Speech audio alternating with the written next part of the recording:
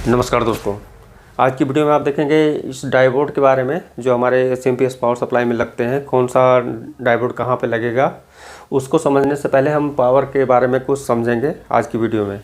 उसके पहले मैं बता दूं आपको, मेरे पास जो 2 दिन में 426 सब्सक्राइबर आए हैं जो नए हैं, उनको हमारे चैनल में बहुत बहुत वेलकम है। और मैं प्रयास करूंगा कि ज़्यादा से ज़्यादा अच्छे कंटेंट आपको देने के लिए। और मैं ये भी वादा करता हूँ कि मेरे किसी भी वीडियो में कोई फेक वीडियो नहीं होंगे जिससे आपको कहीं पे कोई प्रॉब्लम हो या उसमें कुछ ऐसे इशू आए कि रॉन्ग हो सकता है कि थोड़ा बहुत आ सकता है प्रॉब्लम की बोलने में या समझाने में, लेकिन मैं पूरा प्रयास करता हूँ कि मेरे किसी भी वीडियो में कोई फेक आपको इन्फॉर्मेशन ना मिले।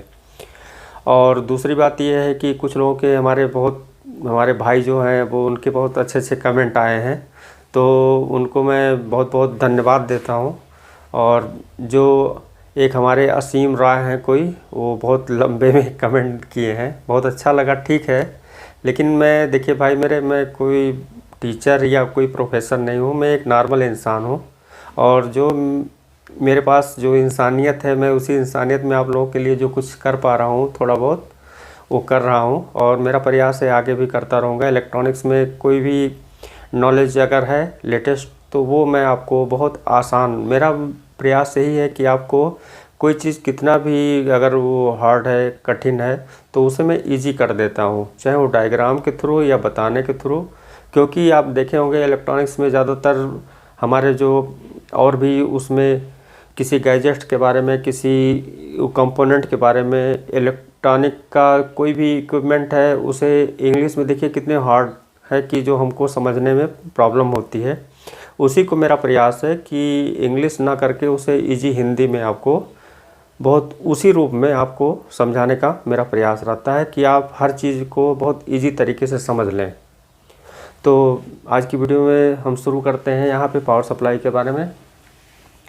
देखिए, मुझे अच्छा लगा, बहुत लोगों के कमेंट आए हैं, मैं जिसमें से आपका एक नाम लिया हूँ। वैसे हम जितने कमेंट हैं सबको मैं रख लिया हूँ। एक दिन मैं सबका जो मेरे तरफ से धन्यवाद है मैं उसी पे एक पर्टिकुलर वीडियो बनाऊंगा। और हमारे जो अदर कंट्री के हैं उन लोगों के भी कमेंट आ रहे हैं सबटाइटल के लिए। मैं पूरा प्रयास करूंगा कि अपने हर वीडियो की सबटाइटल जो है इंग्लिश में दे दें। लेकिन इतने संख्या में वीडियो हैं, उसमें से कुछ इम्पोर्टेंट्स जो वीडियो हैं जो लेटेस्ट इधर हैं उसके हम दे देंगे। बाकी ओल्ड हमारे जैसे सीआरटी के हुए उसे मैं सबटाइटल नहीं डालूँगा, लेकिन और हमारे जो लेटेस्ट टेक्नोलॉजी है उस पर मैं सबटाइटल आपको दे दूँगा। आपका भी बहुत बहुत थैंक्स है, जो हमारे अदर कंट्री से भी बहुत सारे लोग देख रहे हैं। तो चलिए यहाँ पर हम आपको बताते हैं। देखिए, सबसे पहले इसका मैटर आया है मेरे सामने, कुछ वीडियो के लिंक भी आए थे और जिससे मैं देखा हूँ, सब अपने अपने तरीके से बताए हैं। यहाँ पे मैं आपको बताना चाहता हूँ, ये जो डायोड है ये ब्रिज डायोड है। ये जो है यहाँ पे फिल्टर कैपेसिटर लगा हुआ है और ये एसएमपीएस ट्रांसफार्मर है, एक सप्लाई है। ये हमारा कहीं भी जो है कोई भी सप्लाई हो सकता है जहाँ पे इलेक्ट्रॉनिक्स एसएमपीएस सप्लाई यूज की गई है। यहाँ पे ये जो इसकी मेन टॉपिक है वो टॉपिक है कि जो हमारे डायोड हैं उन पे कौन सा डायोड कहाँ पे लगाना चाहिए और कैसे हम ये क्लियर करें कि अगर कोई डायोड नहीं है तो वहाँ पे कौन सा डायोड लगा दें। क्योंकि ये यहाँ पर देखने वाली बात यह है कि पावर सप्लाई में यूज होने वाले जो डायोड हैं, यानी उसका जो काम होता है वो रेक्टिफिकेशन का होता है। तो हम किसी डायोड को जानने के लिए सबसे पहले क्या करेंगे, उसमें हम जानेंगे, देखिए डायोड की वर्किंग और इसका जो पैरामीटर होता है, फीचर होता है, वो आपको गूगल पे मिल जाएंगे। इसमें आपको सिर्फ समझने की बात है कि ये काम कैसे करता है, इसको कैसे कहाँ पे आप खुद समझ सकते हैं और इसमें अपने अनुसार इसके नंबर को कलेक्शन करके यूज कर सकते हैं। और दूसरी बात, टाइप ऑफ डायोड, मतलब कितने प्रकार के डायोड होते हैं और उसे कहाँ यूज किया जाता है। और डायोड की कैपेसिटी, उसी फीचर में उसकी कैपेसिटी होती है, नहीं जो पैरामीटर होता है डायोड का, उसी के में जो है आपके डायोड के टोटल फ्रिक्वेंसी, वाटेज और सारे डिटेल एक एक नंबर के दिए रहते हैं गूगल पे। वो आपको मिल जाएगा। कहीं भी अगर प्रॉब्लम हो कि उस नंबर को आप जब सर्च करेंगे गूगल पे तो आपका सारा जो है इसमें फीचर खुल के आ जाएगा। अब यहाँ पे समझने वाली बात है कि जैसे उसमें कुछ लोगों ने ये बताया कि इसमें 50 एम्पियर इन होते हैं या 100 एम्पियर इन होते हैं, तो कुछ लोगों की कन्फ्यूजन है। वैसे मैं वीडियो देखा हूँ, करीब 3 लाख लोगों ने देखा है, तो मैं सबको तो नहीं समझा पाऊँगा, क्योंकि हो सकता है कि कोई जो पहले समझ चुके होते हैं वो मानने को तैयार नहीं होते। लेकिन हम यहाँ पे जो ओरिजिनल इसका जो मतलब मेन वो होता है वही चीज़ हम आपको बताएंगे कि जो पावर इनकी कंज्यूमिंग होती है यहाँ पे, वही आपको समझने के लिए ये वीडियो बनाया हूँ। उसमें सबसे पहले क्या है कि हम किसी भी टॉपिक को या किसी भी मैटर को हम उसके मेन पॉइंट पे पहुँचते हैं, यानी उसका जो मूल होता है वहाँ पे पहुँचना चाहिए। अब इसका मेन पॉइंट कहाँ पे है, ये देखिए यहाँ पे मैंने इतने लोड यहाँ पे दिए हैं और ये हमारी सप्लाई है, जो कि ये फेज है, ये न्यूट्रल है।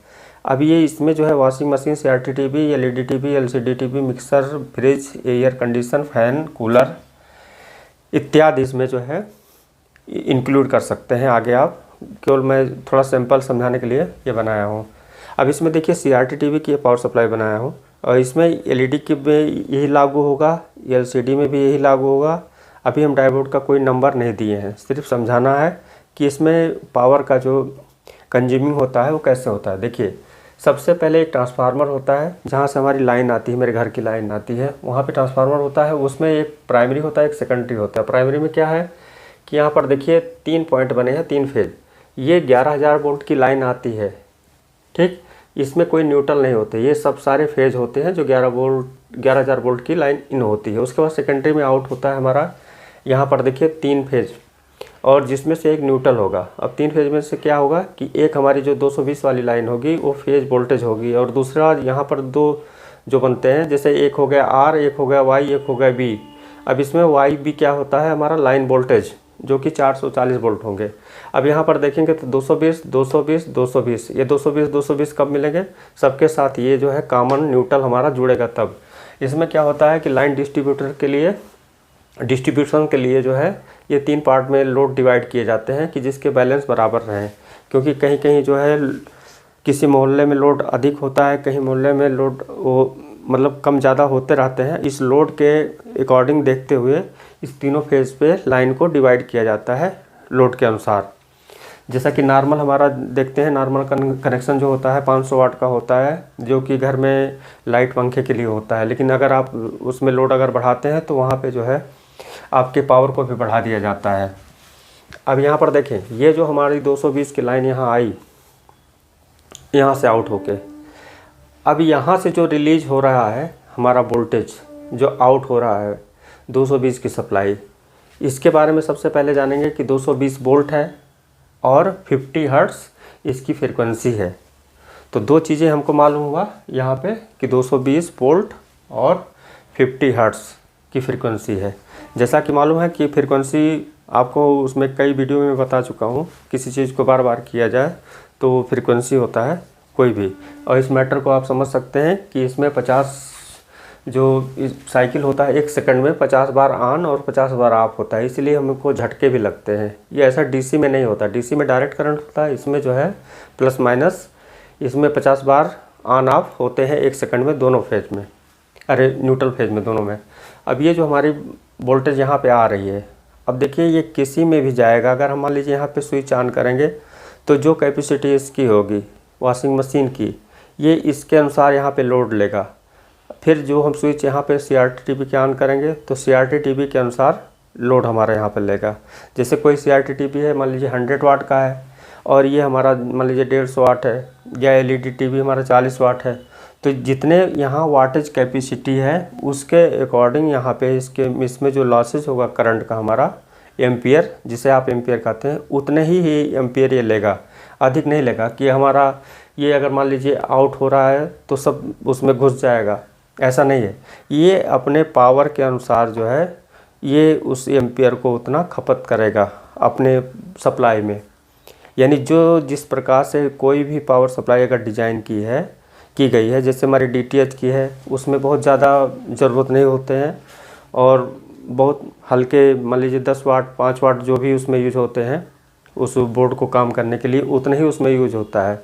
बाकी अदर हमारे CRT-TV में आएंगे, वहाँ 100 वाट है, तो 100 वाट में क्या है कि आप उसमें अगर साउंड स्लो रखेंगे तो वहाँ पे जो है वाटेज भी कम होगा, लेकिन जैसे जैसे आप साउंड बढ़ाते जाएंगे वहाँ पे एम्पियर बढ़ता जाएगा।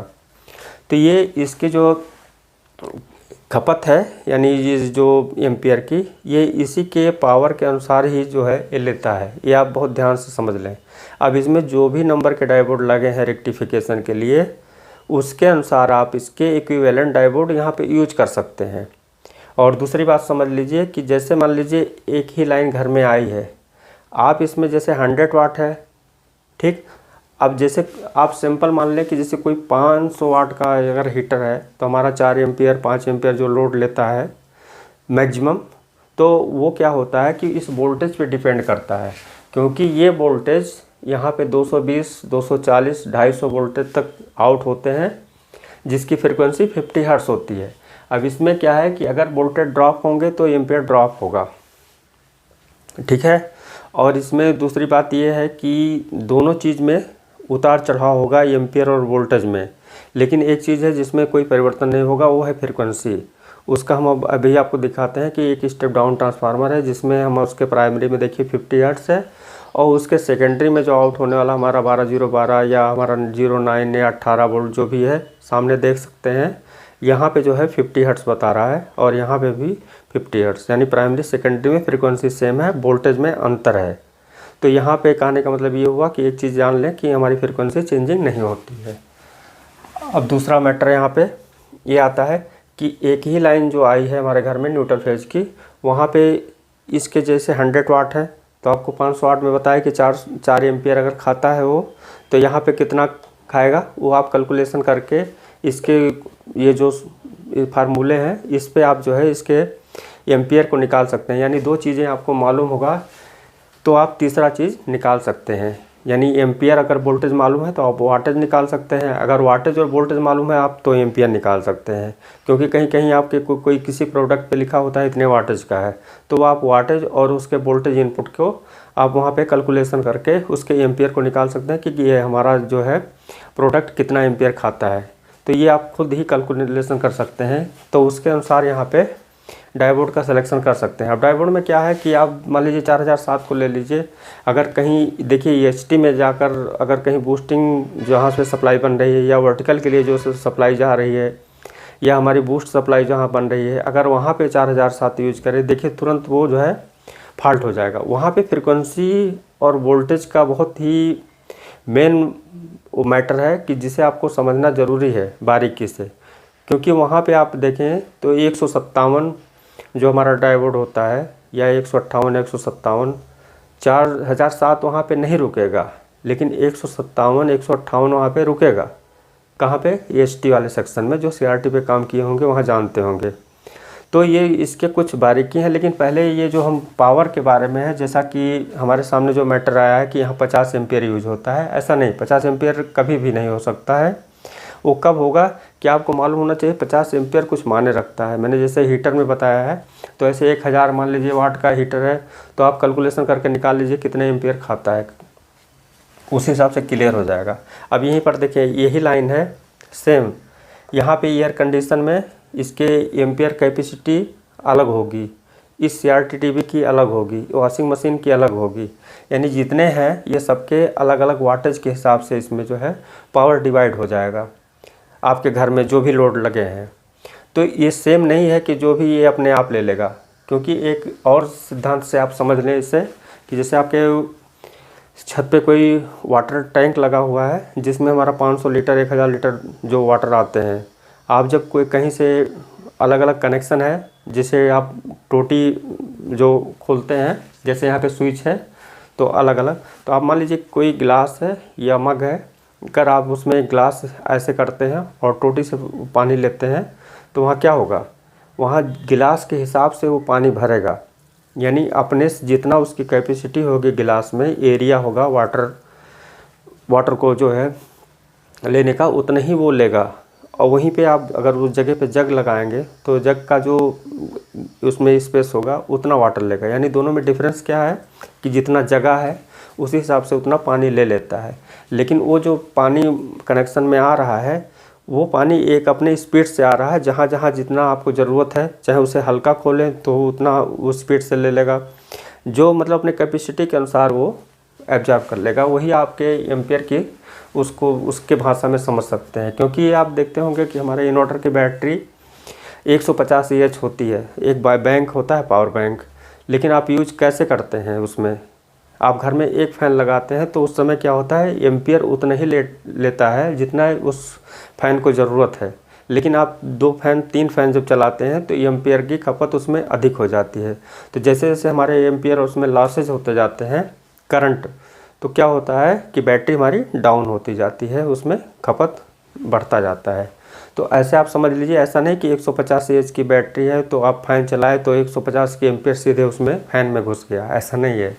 क्योंकि यही मैटर था, यही हमको समझाने की इसमें जो ज़रूरत था यही है। तो आप यहाँ से यहाँ तक का जो है मैटर आप समझ सकते हैं। अब ये फॉल्ट क्यों आता है हम आपको नेक्स्ट बताते हैं इसमें, और इसको कैसे हम इसके जगह पे अगर मान लीजिए कोई डायोड नहीं है तो उसे कैसे लगा सकते हैं। एक बात, ये मैटर तो आपको क्लियर हो गया होगा, अगर नहीं क्लियर हुआ होगा तो भी आप कमेंट करके बताएंगे तो उसे हम एक दूसरे तरीके से आपको समझाने का प्रयास करेंगे। तो आज की वीडियो में बस इतना ही, मिलते हैं नेक्स्ट वीडियो में। थैंक यू दोस्तों।